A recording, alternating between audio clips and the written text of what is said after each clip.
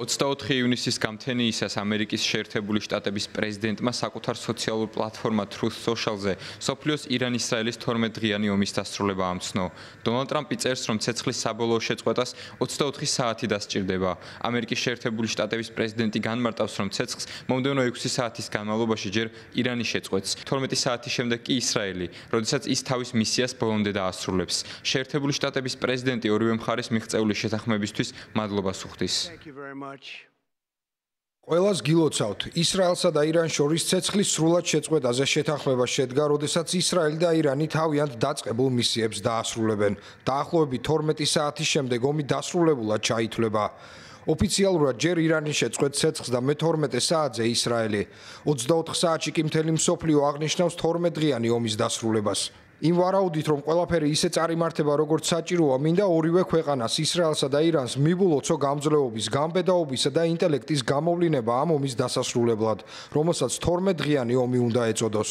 ესაა ომი, რომელიც შეიძლებოდა წლების განმავლობაში გაგრძელებულიყო და მთელი ახლო აღმოსავლეთი გაენადგურებინა. მაგრამ ეს არ მოხდა და არც არასდროს მოხდება. ღმერთმა დალოცოს ისრაელი, ღმერთმა დალოცოს ირანი, ღმერთმა დალოცოს ახლო აღმოსავლეთი, ამერიკის შეერთებული შტატები და მსოფლიო. მოგვიანებით დონალდ ტრამპის განცხადებას სოციალურ პლატფორმა X-ზე ირანის საგარეო საქმეთა მინისტრი აბას არაღჩი გამოეხმაურა და აღნიშნა, რომ ოფიციალური შეთანხმება მხარეებს შორის ცეცხლის შეწყვეტაზე არ არსებობს, მაგრამ თუ ისრაელი ამ ნაბიჯს გადადგამს, ირანს სამხედრო მოქმედებების გაგრძელება არ სურს. დიპლომატი ამ განცხადებამდე მოსკოვში ვლადიმერ პუტინს შეხვდა. როგორც ირანმა არაერთხელ ნათლად განაცხადა, ირანის წინააღმდეგ ომი ისრაელმა დაიწყო და არა პირიქით.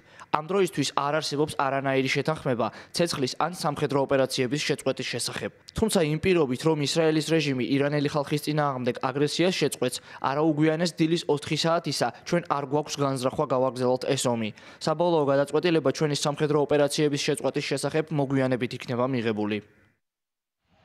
ამერიკის შეერთებული შტატების პრეზიდენტის განცხადებას ჯერ არ გამოხმაურებია ისრაელის პრემიერ-მინისტრი ბენიამინ ნეთანიაჰუ. 24 ივნისის დილას ისრაელმა თეირანის მე-6 რაიონში მცხოვრები მოსახლეობა გააფრთხილა, რომ იქ არსებულ სამხედრო ობიექტებზე იერიშს მიიტანდა.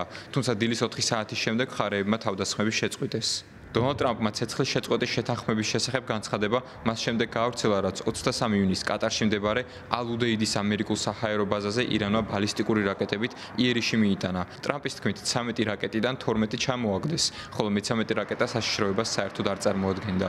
თეირანმა განმარტა, რომ ამერიკულ ბაზას იმიტომ დაესხა თავს, რომ ის დასახლებული პუნქტისგან მოშორებით მდებარეობდა. ასევე განმარტეს, რომ მათ იმდენივე რაკეტა გაისროლეს, რამდენიც ვაშინგტონმა ბირთვული ობიექტების დაბომბვისას გამოიყენა. შუაღამისურო ასე ერქვა ამერიკის შეერთებული შტატების სამხედრო ოპერაციას ირანში, რომელმაც 12-დღიანი ომის ბედი საბოლოოდ გადაწყვიტა.